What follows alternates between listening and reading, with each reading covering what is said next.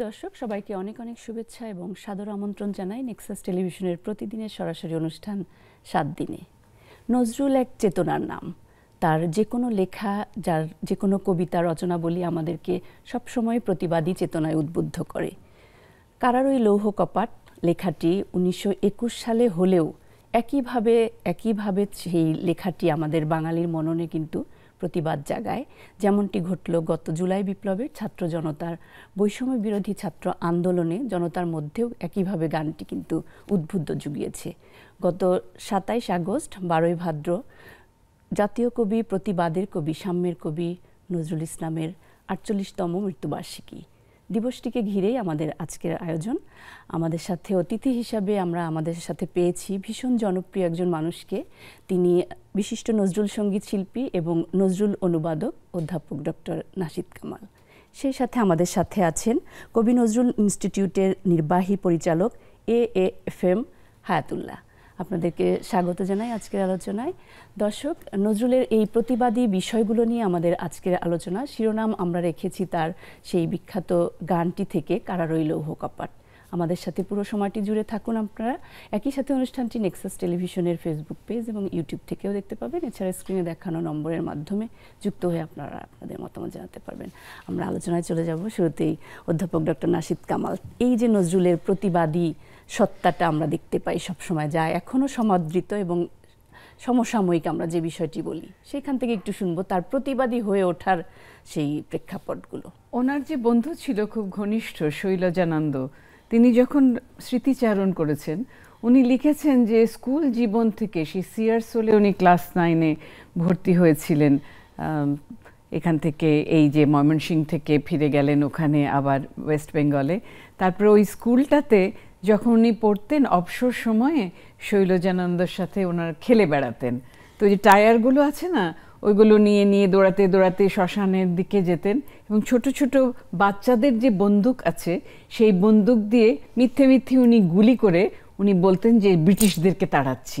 ওর বন্ধু জিজ্ঞেস করতো, তুমি কি করছো? বললাম, ব্রিটিশদেরকে তাড়াচ্ছি। এই যে একটা স্পৃহা তার মধ্যে ছিল, যে যারা আমাদেরকে অকুপাই করে রেখেছে, আমাদের দেশকে পরাধীন করে রেখেছে, ওই বাচ্চাবেলা থেকেই কিন্তু তার মধ্যে এই শক্তিটা ছিল যে এর বিরুদ্ধে তিনি একটা প্রবল ঘোষণা দেবেন। তখনও তো কবি হয়ে ওঠেননি, তখনও বন্ধুরা খেলাধুলা করছেন। পরবর্তীতে তুমি যে আজকের অনুষ্ঠানের শিরোনাম লিখেছো, কারার ওই লৌহ কপাট, উনি কিন্তু এতে যাবার আগেই এটা লিখেছেন, তখনও উনি কারাবরণ করেননি। এবং তখন উনি এই কবিতাটা একটা অফিসে বসে লিখছিলেন, ওখানে অনেক মানুষজন ছিল। উনি বসে বসে কার বন্দি দশায় মাহফুজুল্লাহ হায়াতুল্লাহ ভাই, আপনার মনে আছে? বন্দি ছিলেন দেশবন্ধু চিত্তরঞ্জন। হ্যাঁ, তার ছেলে এসেছিল তার কাছে একটা সুকুমার রঞ্জন, হ্যাঁ, একটা বানিয়ে নিতে। তখন উনি কারার ওই লৌহ কপাট এই গানটা লিখে তার হাতে দেন এবং একটা অফিসের মধ্যে ওখানে অনেক কথাবার্তা চলছিল। তার মানে ওনার মনে সবসময় উনি খুব কনসেন্ট্রেট করে নিজের যেটা কাজ করছেন। আমরা দেখি না যে লোকেরা কথা বললে আমাদের বিরক্ত লাগে, হ্যাঁ এই চুপ করো, আমি আমার কাজটা করছি। উনি ওটার মধ্যে গভীর কনসেন্ট্রেশনে কারার ওই লৌহ কপাট লিখে ওনার ছেলের কাছে উনি দিলেন তখন সেটা।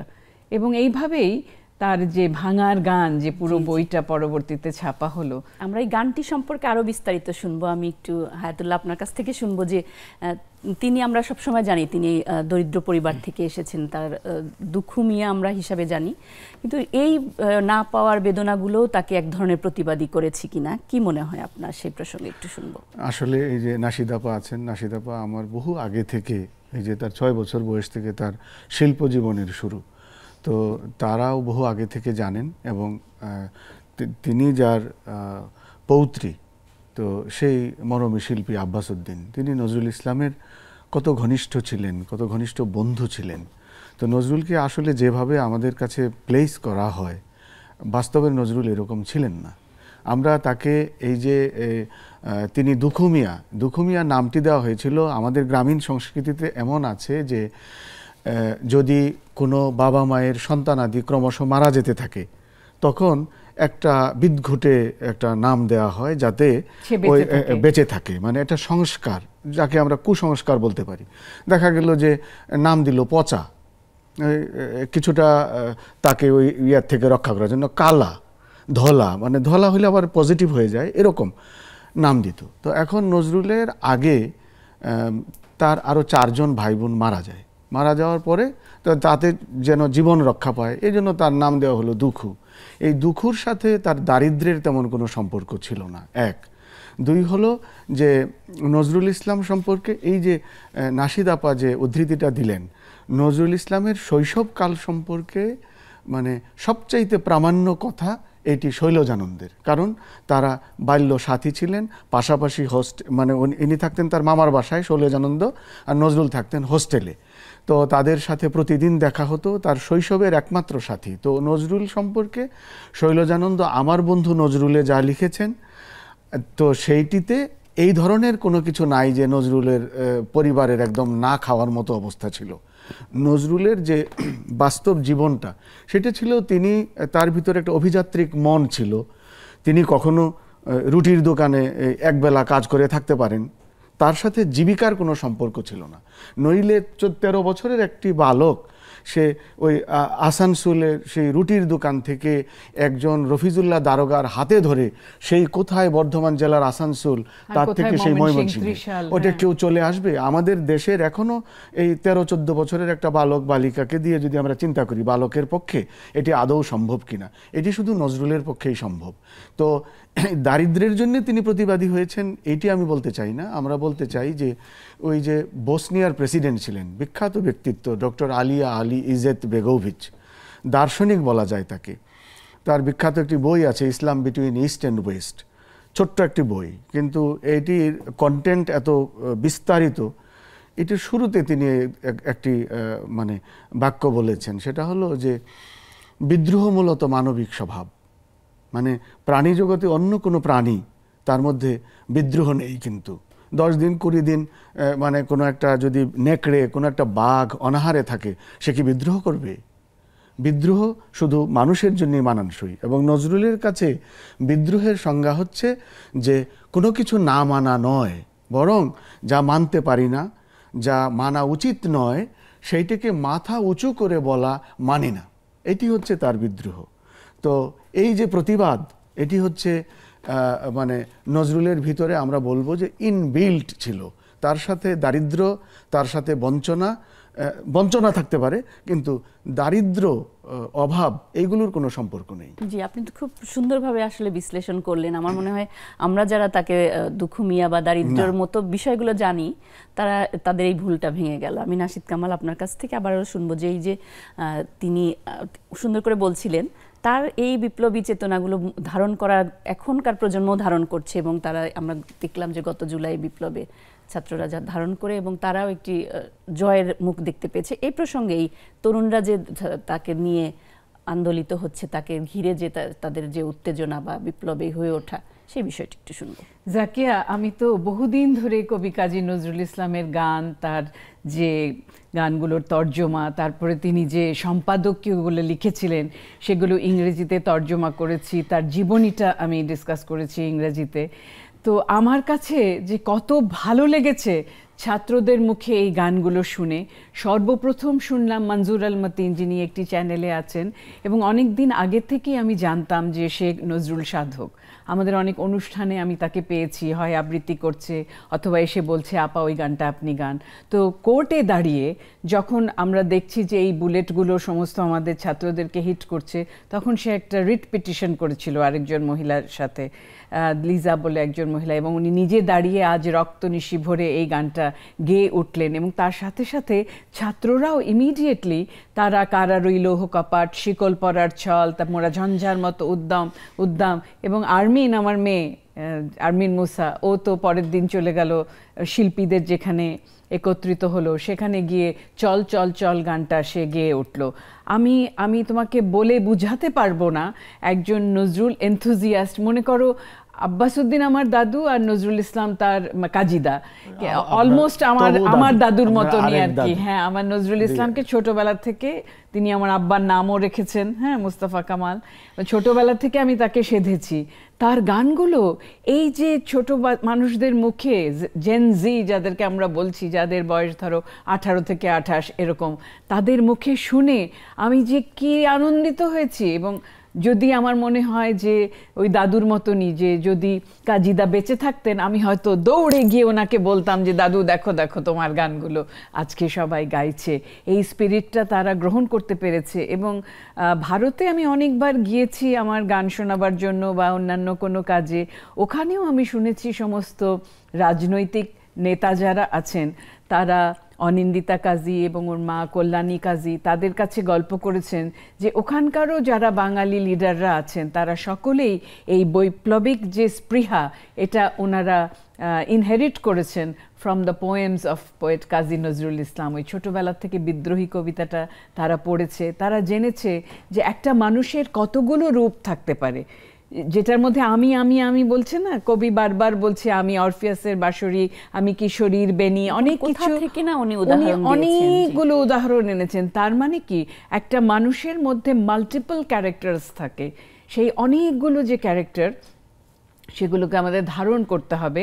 এবং আমি আপনারে ছাড়া করি না কাহারে কুর্নিশ, এটা কিন্তু আমাদের ইসলাম ধর্ম বলো অন্যান্য যে কোনো ধর্ম যেগুলো আমরা চর্চা করি সাধারণত এই দক্ষিণ ভারতীয় এই উপমহাদেশে, সব ধর্মেই লেখা আছে কিন্তু যে আপনারে ছাড়া করি না কাহারে কুর্নিশ, আমি একমাত্র আমার ক্রিয়েটারের কাছে আমরা মাথা নিচু করি। তো আমরা কেন মাথা নিচু করব, কেন আমরা অবনত মমশির হব? আমার ছাত্ররা আজকে জেগে উঠেছে, তারা উন্নত মমশির, এবং নজরুলের গান গাইতে গাইতে যেমন স্বাধীনতা আন্দোলন হয়েছিল একই রকমভাবে নজরুলের গান গাইতে গাইতে আমরা দ্বিতীয়বার স্বাধীনতা পেলাম। জি, খুব সুন্দর করে আপনিও বললেন। ভীষণভাবে উদ্দীপিত হওয়ার যে বিষয়টা সেটা নিঃসন্দেহে প্রত্যেকের মনেই জাগবে, দর্শক যারা আছে। হ্যাঁ হায়াতুল্লাহ, আপনার কাছ থেকেও শুনবো। আমি একটা বিরতি নিয়ে আসছি। দর্শক, আমরা বিরতিতে যাচ্ছি, ফিরছি একটু পরেই, আমাদের সাথেই থাকুন।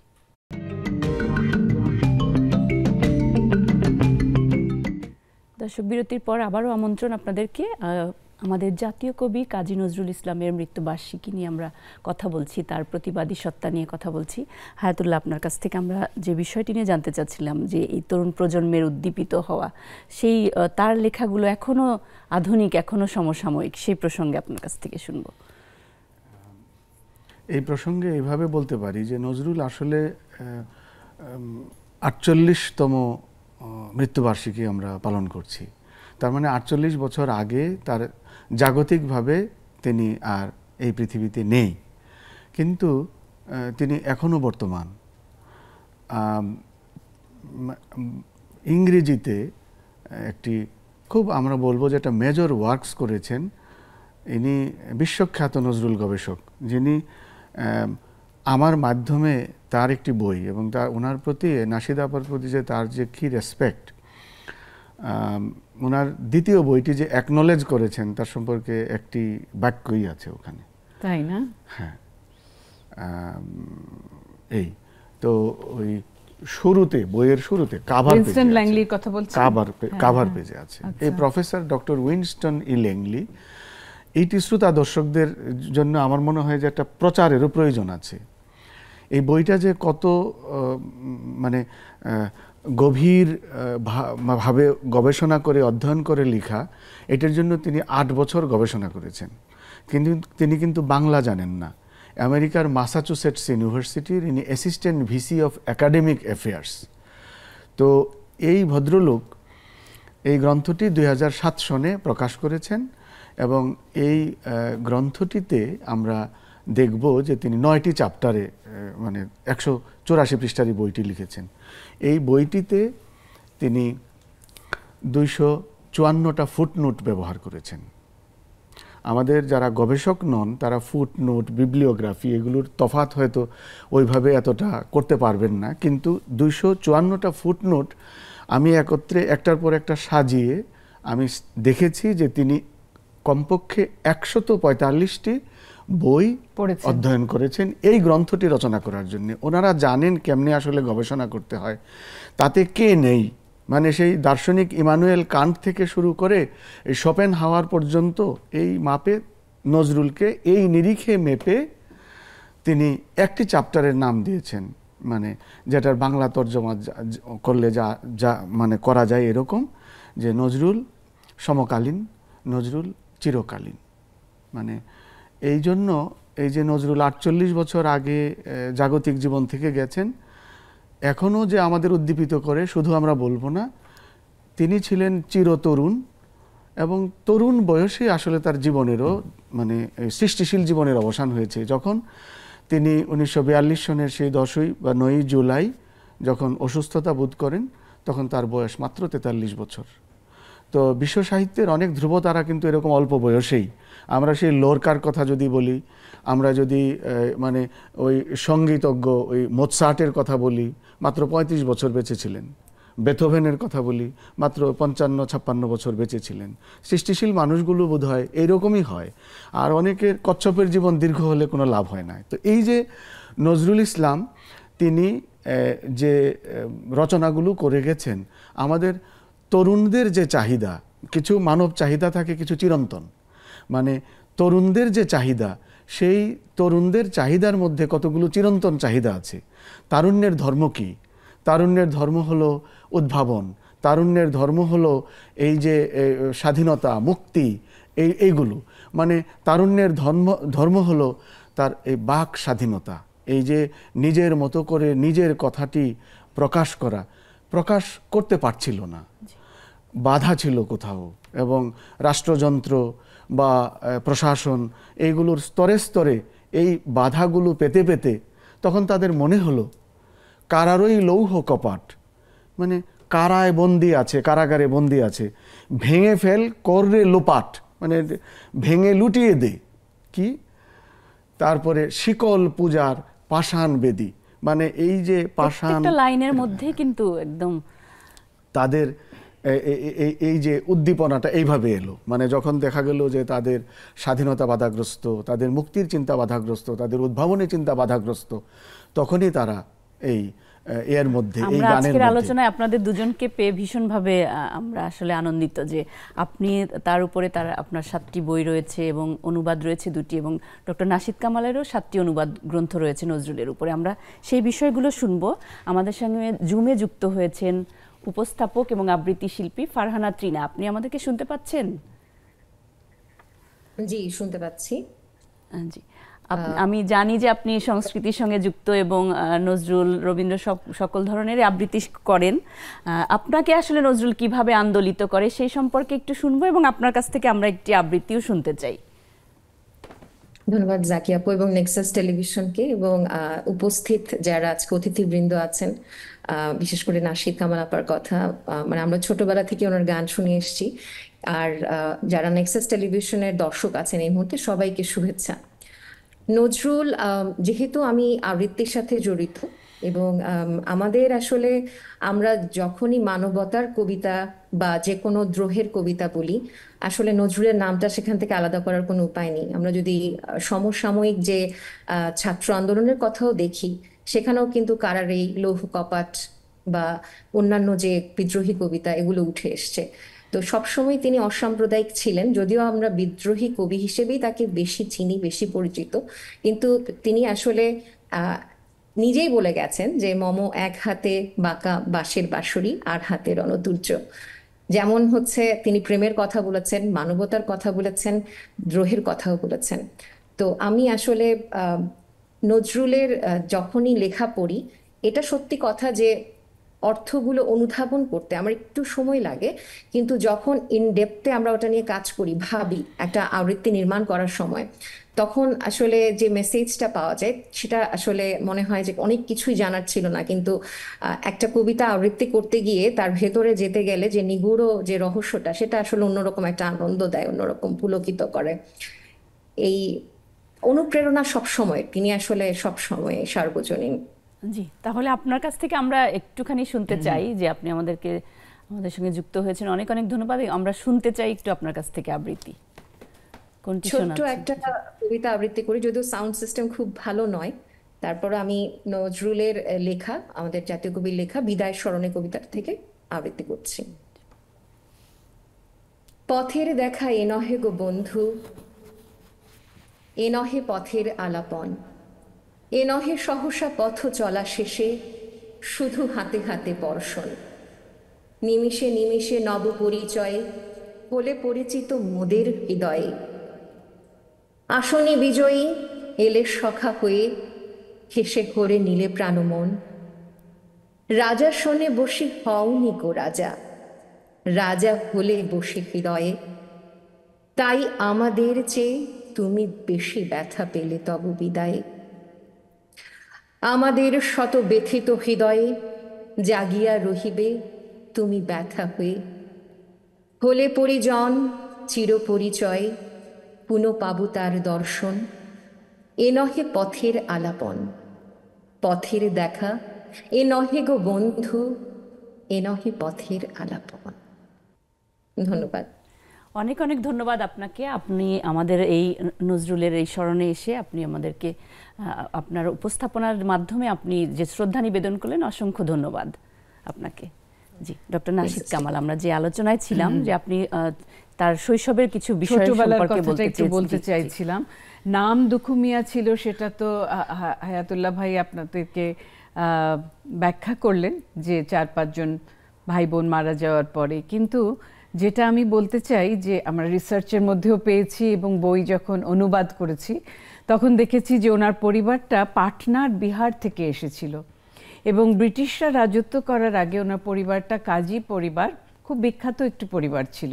তাদের অনেক জমি জমাই ছিল এবং তারা আরবি ফার্সি এগুলোতে পারঙ্গম ছিলেন। হিন্দি, আরবি, ফার্সি, বাংলা এই 4টা ভাষাতে তার পরিবার পারঙ্গম ছিলেন এবং সরকারি কাজ ওনারা করতেন। তারপরে যখন এই যে ব্রিটিশরা রাজত্ব করলো তখন ইংরেজি জানতে হতো, ওনার পরিবার সেরকমভাবে ইংরেজি জানতো না।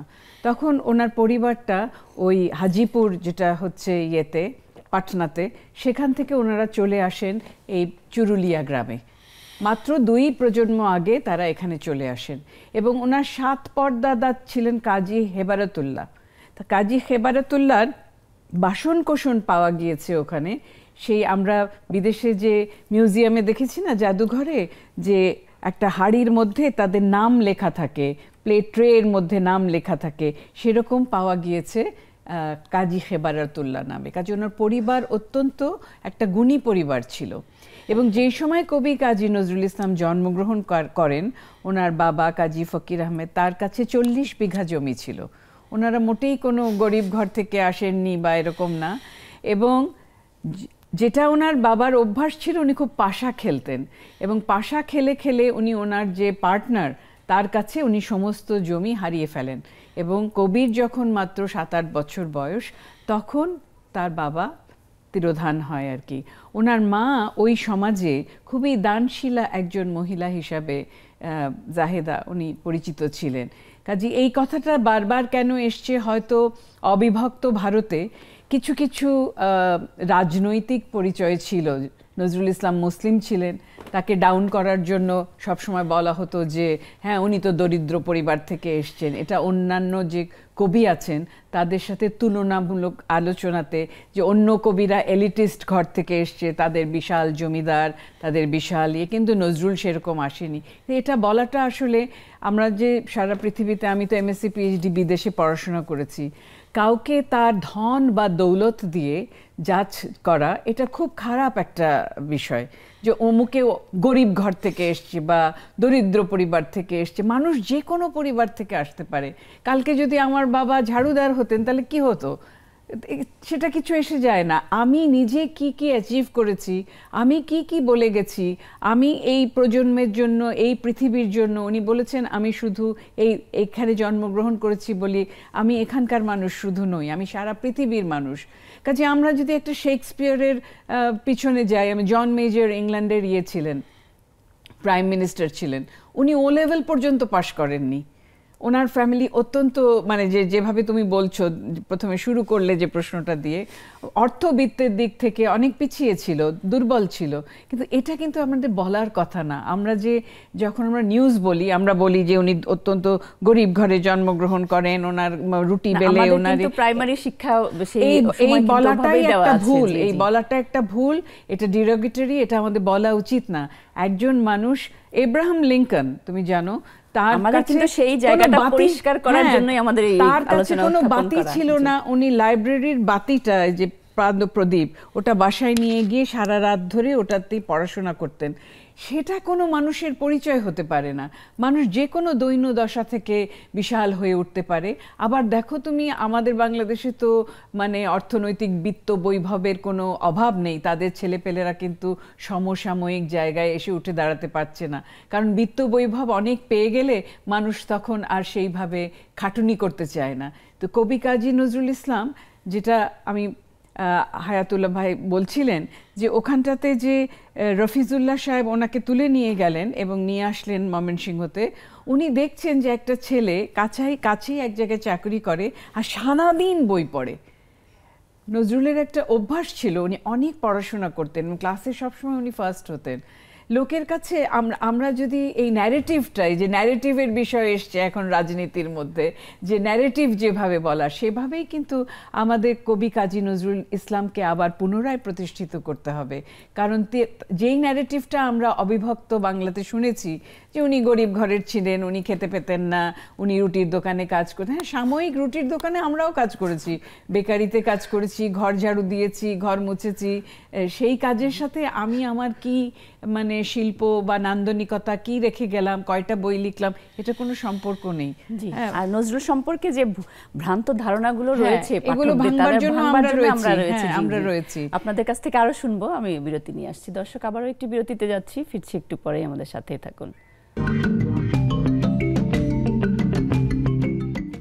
বিরতির পর আরও একবার আমন্ত্রণ আপনাদেরকে 7 দিনের আজকের আলোচনায়। কারারই লৌহ কপাট বিষয়টি নিয়ে আমরা কথা বলছি। আমি নাশিদ কামাল আপনার কাছ থেকে এই যে গানটির সুরারোপ এবং গানটি একটু শুনতেও চাই। আপনি আছেন আমাদের কাছে, আর গানটি শুনবো না এটা হতেই পারে না, গানই শুনবো এবং এটা সুরারোপ সম্পর্কে আচ্ছা অল্প একটু শোনাই। কারারই লৌহ কপাট, কারারই লৌহ কপাট, ভেঙে ফেল কর রেলোপাট, রক্ত জমাট শিকল পূজার পাষাণ বেদে। ওরে ও তরু নিশান, ওরে ও তরু নিশান, বাজা তোর প্রলয় বিষান, ধ্বংস নিশান, রুক প্রাচীর প্রাচীর ভেদি। কারা রইল হো কপাট, কারা রইল হো কপাট। তো এই গান যে আমি যেটা লিখেছিলাম ডেইলি স্টার পত্রিকাতে, তখন একটু কিছুটা গবেষণা করে লিখেছিলাম যে চিত্তরঞ্জন বাবু উনি জেলে ছিলেন এবং স্ত্রী বাসন্তী দেবী তিনি তার ছেলেকে পাঠিয়েছিলেন যে তুমি গিয়ে কবি কাজী নজরুল ইসলামের কাছ থেকে একটা কিছু লেখা নিয়ে আসো। তো বাংলার কি অফিসটার কি নাম ছিল? না, ওই পত্রিকাটির নাম ছিল বাংলার কথা। বাংলার কথা। এই পত্রিকা অফিসে ওনার ছেলে যায়, সুরঞ্জন না, সুকুমার রঞ্জন, সে যায় এবং সে গিয়ে নজরুলকে বলে যে আমার মা পাঠিয়েছে, আপনি একটা কিছু লিখে দেন। তখন উনি একটু সাইড হয়ে, আড়াল হয়ে, ওখানে অনেকজন মানুষ বসেছিল, উনি কারারই লৌহ কপাট এই পুরো গানটা, গাজনের বাজনা বাজা, কে মালিক কে সে রাজা, হ্যাঁ, শিখায় এহীন তথ্য কেড়ে, হা হা হা পায় যে হাসি, ভগবান পড়বে ফাঁসি সর্বনাশী।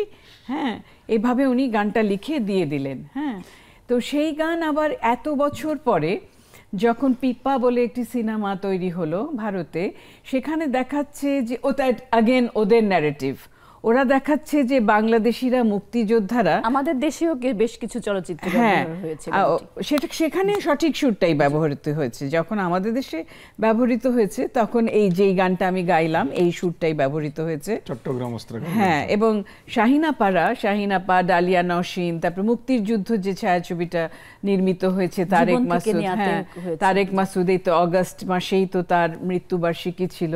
তারা যখন মৃত্যুর ওই যে মুক্তির ইয়েটা দেখিয়েছে, মুক্তির গান যেটা দেখিয়েছে যে মুক্তিযুদ্ধ চলাকালীন সময় বিভিন্ন যে ক্যাম্প আছে সেখানে গিয়ে গিয়ে আমাদের শিল্পীরা, হ্যাঁ, দেবু চৌধুরী, তারপরে এরা সবাই গিয়ে গিয়ে যে গানটা গেয়েছিল সেটা ছিল কবি কাজী নজরুল ইসলামের সুরে, এবং সাথে ছিল ওইটা, ওই শিকল পরার ছল মোদের, এই শিকল পরার ছল, এই শিকল পরে শিকল তোদের করবো রে বিকল, এই শিকল পরার ছল মোদের, এই শিকল পরার ছল। তো বছর খানেক আগে পিপা নামে একটি ছায়াছবি নির্মিত হয় যেখানে আর রহমানকে রিকোয়েস্ট করা হয় সমস্ত গানগুলোর সুরারোপ করতে। এখন উনি কি জানতেন নাকি যে কবি কাজী নজরুল ইসলাম কারারই লৌহ কপাট এত বিখ্যাত একটা গান, এটাকে নিজস্ব সুরারোপ করা যায় না, কারণ হচ্ছে এই সুরটা মানুষের মনে বসে গেছে, 1 নম্বর। 2 নম্বর, এটা এত বিখ্যাত একটা সুর এবং এটার মধ্যে প্রতিবাদী যে একটা সামরিক মার্চ, সামরিক মার্চ পাস্টের এফেক্ট, যেগুলো কবি কাজী নজরুল ইসলাম ছাড়া আর কোনো কবি সাহিত্যিক এই ধরনের গান রচনাও করেনি, সুরও দেননি, দিয়ে থাকলেও 1-2টা, খুব বেশি নয়, কিন্তু ওনারই সবচেয়ে বেশি ভান্ডার। তখন উনি একটা ভিন্ন সুর দিয়েছিলেন, সেটা নিয়ে বেশ ভারতীয় বেশ ঝড় উঠেছিল এবং যারা আমরা নজরুল প্রেমী আমাদের মন খারাপ হয়েছিল যে এই সুরটা উনি না দিলেও পারতেন, কিছুতেই যাচ্ছিল না ওটার সঙ্গে ওরকম সুরটি। জি হায়াতুল্লাহ, আপনার কাছ থেকে আপনি 7টি বই রচনা করেছেন, সেখানে তাকে ভিন্ন ভিন্ন রূপে উপস্থাপন করা হয়েছে। আমি একটু বইগুলো সম্পর্কে জানতে চাই এবং তার সম্পর্কে সেই ভিন্ন জায়গা থেকে তাকে দেখার যে দৃষ্টিভঙ্গি আপনার, সেটা একটু শুনব। অনেক ধন্যবাদ। আসলে ভিন্ন দৃষ্টি নাশিদ আপা এবং আমি কিন্তু আমরা আলোচনা করছি, দেখেন সেই প্রচলিত দৃষ্টির সাথে মিলে না। সেটা ওই যে এই একটা বিখ্যাত গান, কেউ নয়ন মুদে দেখে আলো, কেউ দেখে আধার, মানে কেউ ওই হাঁটু পানি দেখে, কেউ দেখে সাঁতার, এরকম আর কি। তো দৃষ্টির বিষয়টা হচ্ছে দৃষ্টির। আমি যখন নজরুলকে দেখব, নজরুল মানে কোনো সাধারণ মানুষ ছিলেন না। তার যে প্রতিভার উচ্চতা, সেইটা বোঝার জন্য আমার মানে এটা ধারণা মতো বলছি না, একেবারে স্থির বিশ্বাস থেকে বলছি যে তার উচ্চতা বোঝার জন্য নিজেকে উঁচু হতে হবে, নাহলে দেখবে কিভাবে। তো কেউ কেউ নজরুলকে এড়িয়ে গেছেন, কারণ নজরুল এত বেশি বিচিত্র, এত বহুমুখী, তার বহুমুখিতাকে হজম করতে পারেন নাই। কারণ হচ্ছে যে নজরুল কমপক্ষে 7টি ভাষা জানতেন এবং 7টি ভাষায় তার যে অসাধারণ ব্যুৎপত্তি ছিল। তিনি কিন্তু যে ফিটজেরাল্ডের অনুবাদে উমর খৈয়ামের কয়েকটি রুবাই এই সারা ইউরোপ এবং আমেরিকাকে মাতালো। তো এই ফিটজেরাল্ডের অনুবাদের, মানে আমাদের দেশে যারা অনুবাদ করেছেন অ্যাকসেপ্টিং নজরুল ইসলাম, তারা কেউ অরিজিনাল ফার্সি থেকে রুবাইয়াতকে অনুবাদ করেন নাই। তো নজরুল অরিজিনাল খাঁটি ফার্সি থেকে সেই অনুবাদটি করেছেন। নজরুল হাত দিয়েছিলেন যে সমগ্র কোরআন শরীফ তিনি মানুষের সহজবোধ্য ভাষায় অনুবাদ করবেন। আমরা জানি যে কাব্য আমপারা নামে যে অনুবাদটি তিনি করেছেন, আমপারায় 34টি সূরা আছে। তো বিসমিল্লাহির রহমানির রহিম, এটিতে 19টি অক্ষর আছে এবং এই বিসমিল্লাহির রহমানির রহিমের অর্থ হচ্ছে যে পরম দাতা ও দয়ালু আল্লাহর নামে আরম্ভ করছি। আপনি এটার মধ্যে কি পরিবর্তন করবেন? কোরআনের কোনো অক্ষর বা হরফ কি পরিবর্তনের কোনো সুযোগ আছে? এই 34টি সূরার পূর্বে ব্যবহৃত 34টি বিসমিল্লাহির রহমানির রহিম তিনি 34 ভাবে অনুবাদ করেছেন। মানে এখন তো ওই চোখটা লাগবে, মানে ওই একই শব্দ ব্যবহার করেননি কিন্তু। তো আপনি রহমান এবং রাহিমের যে তর্জমা করছেন, কতটা এই রকমভাবে তিনি নবীর জীবনী পুরোটাই কাব্যে তৈরি করবেন বলে তার ভাবনা ছিল। মরু ভাস্কর অর্ধেকটা পর্যন্ত যেতে পেরেছিলেন, আর বাকি তার এতে কুলোয়নি, মানে নবীর জীবনী এবং এই কোরআনের অনুবাদ। তো এটি করেছেন তিনি আরবি থেকে। কথা হচ্ছে এই যে আপা বলছিলেন নজরুলের, আমরা একাডেমিক শিক্ষা দ্বারা মানে শিক্ষাকে বিশ্লেষণ করি। একাডেমিক শিক্ষায় বহু ডিগ্রিধারী মানুষ আমরা এখন কি দেখছি, তারা জেলখানায় বা জেল হাজতে বা রিমান্ডে এখন ওই মাটিতে ফ্লোরে শোয়ার হয়েছেন। তাদের কিন্তু বহু ডিগ্রি আছে, বহু ডিগ্রিধারী, কিন্তু মানে আমরা তার কি প্রতিফলন দেখছি? শিক্ষিত হয়েছিলেন কি? শিক্ষা তো তার ভিতরে, শিক্ষা হচ্ছে যে তার ভিতরে পরিবর্তন আনবে। কি পরিবর্তন? ইতিবাচক পরিবর্তন এনেছিল কি? সেই ইতিবাচক পরিবর্তনের মাপে যদি আমরা মাপি, প্রকৃত শিক্ষিত ছিলেন নজরুল ইসলাম। একাডেমিক শিক্ষার জন্য তিনি পৃথিবীতে আসেন নাই, রবীন্দ্রনাথও আসেন নাই। রবীন্দ্রনাথেরও একাডেমিক শিক্ষা কি ছিল? তার বিশ্ববিদ্যালয়ের ডিগ্রি ছিল, তারা বিশ্ববিদ্যালয়ের প্রতিষ্ঠাতা। নজরুল ইসলামের নামে বিশ্ববিদ্যালয় প্রতিষ্ঠিত হয়েছে, নজরুল নিজেই একটা বিশ্ববিদ্যালয়। এবং এই যে ইমানুয়েল কান্টের কথা বলি আমরা, জার্মান দার্শনিক, এই দার্শনিক কান্টের কথা হচ্ছে যে বিশ্ববিদ্যালয় প্রতিষ্ঠার মূল ফিলোসফি হচ্ছে শান্তি প্রতিষ্ঠা। নজরুল ইসলামের মানে কাব্য সাধনার, সাহিত্য সাধনার, সঙ্গীত সাধনার মূল বিষয় হলো পৃথিবীতে শান্তি প্রতিষ্ঠা। নজরুল নিজেই এক বিশ্ববিদ্যালয়। তো নজরুলের একটি অসাধারণ প্রবন্ধ আছে, সেটি হলো বর্তমান বিশ্ব সাহিত্য। এটি 1933 বা 34 সনে রচিত হয়েছিল। তাতে দেখা যায় যে তিনি এখানে ফার্সি এবং আরবি সাহিত্যে তার বিশেষ ব্যুৎপত্তি ছিল, এইগুলো নিয়ে আলোচনা করেন নাই। মূলত পাশ্চাত্য সাহিত্য নিয়ে সেখানে আলোচনা করেছেন। সেখানে 34 জন কবি সাহিত্যিক নিয়ে আলোচনা আছে, তার মধ্যে 11 জন নোবেল লরেট নিয়ে আলোচনা আছে। প্রশ্ন হচ্ছে প্রেক্ষাপট 1932, তখন কিন্তু অপটিক্যাল ফাইবার আবিষ্কার হয়নি, মানুষের চিন্তায়ও সেটি যায়নি। তো এখন আমরা ফিঙ্গার টিপস দিয়েই কিন্তু যে আচ্ছা 1933 সনে কে নোবেল পেয়েছিলেন, আমি কিন্তু এখন পেয়ে যেতে পারি। লাইব্রেরিতে না যেয়ে সেই বইগুলো কালেকশন করতে তখন এই জলপথে ইংল্যান্ড থেকে একটা বই আসতে কয়েক মাস লেগে যেত। নজরুল ইসলাম পড়লেন কোথায়? এই 34 জন কবি সাহিত্যিকের প্রত্যেকের সাহিত্য সম্পর্কে, এমনকি কার্ল মার্কসের মানে তার সম্পর্কে, মানে বই সম্পর্কেও তার সেখানে মন্তব্য আছে। তো 3 লাইন 4 লাইনের যে মন্তব্যটি তিনি করেছেন, সেটা কি স্বপ্নে দেখে না পড়ে? তো নজরুল ছিলেন সেই রকম একজন পরিপূর্ণ একটা আমাদের এই বাঙালি জীবনের একটা পরিপূর্ণ যে বিদ্রোহী কবিতাটার মধ্যেই তো এত উদাহরণ। আপনি দেখেন যে অগ্নিবীণা কাব্যগ্রন্থ তার জীবনের প্রথম কাব্যগ্রন্থ, যেটি 1922 খ্রিস্টাব্দে প্রকাশিত হয়। সেই অগ্নিবীণা কাব্যগ্রন্থের যে প্রথম কবিতা, সেটি কিন্তু বিদ্রোহী নয়, সেটি দ্বিতীয় কবিতা বিদ্রোহী। প্রথম কবিতা হচ্ছে প্রলয় উল্লাস। আপনি দেখেন দেখি, তোরা সব জয়ধ্বনি কর, ওই নূতনের কেতন ওরে কাল বৈশাখীর জ্বর, তোরা সব জয়ধ্বনি কর। তো ওর শেষ স্তবকটা এরকম যে তাই এমন কেশে বেশে ওই মানে ওই প্রলয় মানে ভেঙে যারা গড়তে জানে সে চির সুন্দর। তরুণরা এরা যে এই যে ছাত্র আন্দোলন যে সূচনা করলো, তারা ভাঙতে চেয়েছে ভাঙতে চেয়েছে সেই পরাধীনতা, ভাঙতে চেয়েছে এই যে তারা চারিদিকে বাধার প্রাচীর, এইগুলো ভেঙে তারা নতুন পৃথিবী সৃষ্টি করবে। ভেঙে যে গড়তে জানে সে চির সুন্দর, এটা বলেছেন তোরা সব জয়ধ্বনি কর। তো এই তার প্রতিবাদী রচনাগুলো নিয়ে আবারও বলবো, আমাদের বিরতি নেওয়ার সময় হয়েছে। দর্শক, আবারও একটি বিরতিতে যাচ্ছি, ফিরছি একটু পরে, আমাদের সাথে থাকুন। দর্শক, আরও একবার আমন্ত্রণ। আজকে 7 দিনে আমরা একদম শেষ পর্যায়ে চলে এসেছি। আমি ডক্টর নাশিদ কামাল আপনার কাছ থেকে শুনবো তার প্রতিবাদী রচনাগুলো সম্পর্কে, যার জন্য তিনি জেল খেটেছিলেন, এবং আরও শুনবো সাম্প্রদায়িকতার বিষকে তিনি দূর করে অন্ধকারে ছড়িয়ে দিয়েছিলেন ধর্মনিরপেক্ষতা এবং মানবতার আলো, সে জায়গাটি সম্পর্কে। মানুষ কবিতাটা পড়লেই তো মানুষ বুঝতে পারে, এবং আমি মনে করি মানুষ কবিতাটা আমাদের পাঠ্যতে থাকা উচিত। এই একটা কবিতাই কিন্তু অনেক কিছু, মিথ্যে শুনিনি ভাই, হ্যাঁ, ওই মানুষের চেয়ে বড় কাবা মন্দির আর নাই, যে লাস্ট লাইনটা আমি একদম ওই এক্স্যাক্ট উদ্ধৃতি দিতে পারলাম না, কিন্তু আমার মনে হয় যে এই কবিতাটা আমাদের সমস্ত আগামী যে প্রজন্ম আছে তাদের জন্য প্রযোজ্য, জায়গা মুখস্থ থাকবে, বিদ্রোহী কবিতার মতন এটা মুখস্থ থাকবে। কবি যখন তার এই যে মানে যুদ্ধ থেকে ফিরে এলেন, তারপরে উনি ধূমকেতু নামে একটা পত্রিকা বার করতে আরম্ভ করলেন।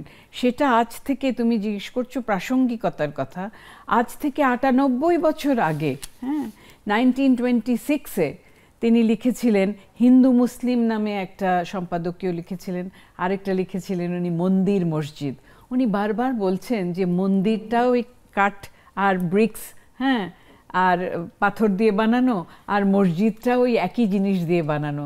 যেখানে গেলে আমাদের মনটা আরও সাধিত হবে, সেখানে যাওয়ার জন্য আমরা এত ঝগড়া করছি কেন? যারা হিন্দু সম্প্রদায় তারাও ওখানে যাচ্ছে সবাই মিলে একজন দেবতার কাছে নিজেকে সমর্পণ করতে, আর যারা ইসলাম ধর্মাবলম্বী তারাও তো একই মসজিদে যাচ্ছে। তো এই যে ইমারতগুলো বানানো হচ্ছে, এটা নিয়ে আমাদের এত ঝগড়া কেন?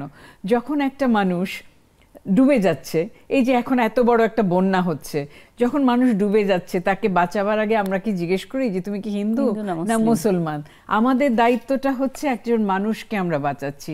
একই রকমভাবে আমার মনে হয়েছে ওনার রচিত সমস্ত বিষয়গুলো পড়ে যে এই উপমহাদেশে যদি ক্রিশ্চিয়ানিটি, বুদ্ধিজম আরও বেশি বেশি লোক থাকতো, উনি সেগুলোও পড়াশোনা করে আমার মনে হয় সেগুলো সম্পর্কেও লিখতেন।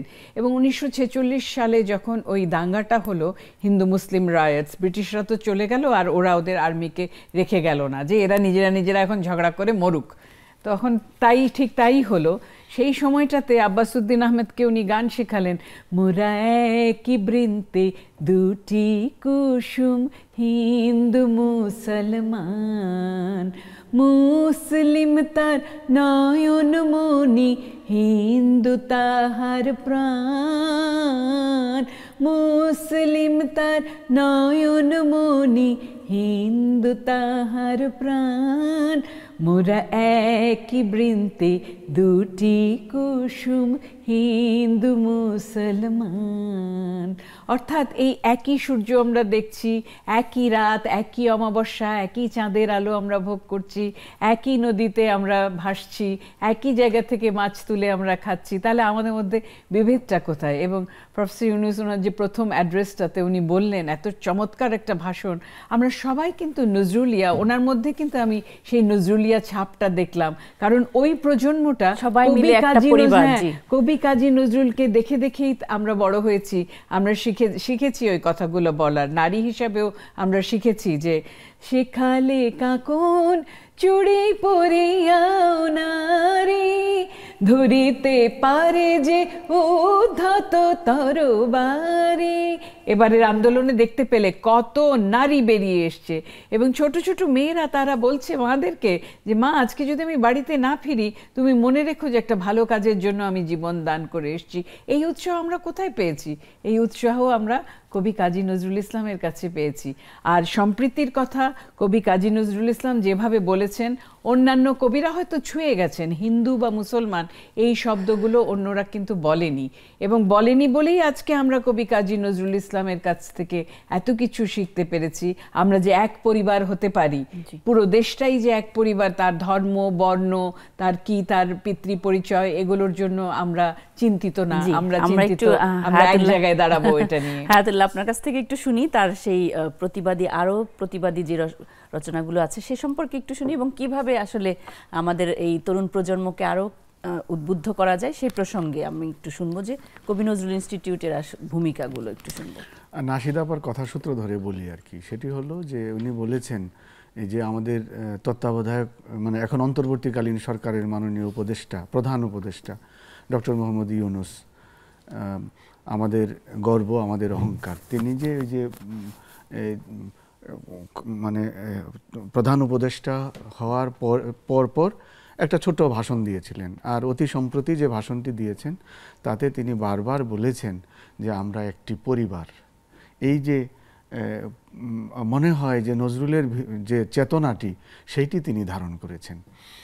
আর নজরুলের যে বিদ্রোহী চেতনা, এটার সাথে আমরা এটাকে বলি যে তার ভিতরে আবার এই যে বিদ্রোহী কবিতার মধ্যেই তিনি বলেছেন যে মম এক হাতে বাঁকা বাঁশের বাঁশরি আর হাতে রণতুর্য।